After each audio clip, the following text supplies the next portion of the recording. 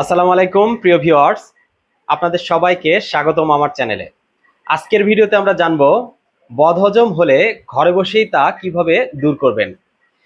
বদহজম খুব সাধারণ সমস্যা হলেও দিন দিন তা খুব অস্বস্তিকর পর্যায়ে যেতে পারে, তাই আজই সচেতন হন। বদহজম কেন হয়? বদহজমের প্রধান প্রধান কারণগুলো কি কি?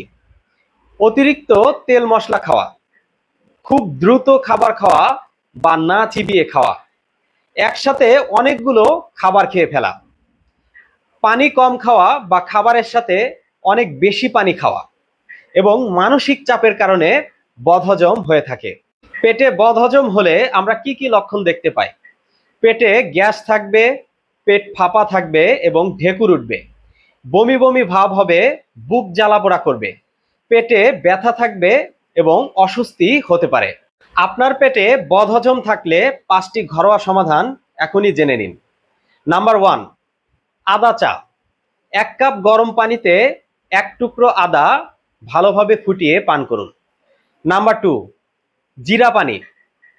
1 চামচ জিরা ভালোভাবে শুকিয়ে ভেজে গুঁড়ো করে গরম পানিতে মিশিয়ে খান। নাম্বার 3, লেবু ও মধু।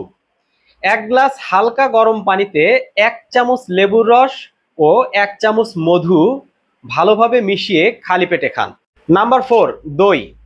1 বাটি টক দই দুপুর বা রাতে খাওয়ার পরে ভরা পেটে খান, এটি আপনার হজমে সাহায্য করবে। নাম্বার 5, হাঁটা। খাওয়ার পর 15 থেকে 20 মিনিট হেঁটে নিন, এটি আপনার হজম প্রক্রিয়াকে সহজ করে। ভিডিওটি যদি আপনার উপকারে আসে তাহলে লাইক দিন, শেয়ার করুন এবং সাবস্ক্রাইব করতে ভুলবেন না। দেখা হবে পরের ভিডিওতে।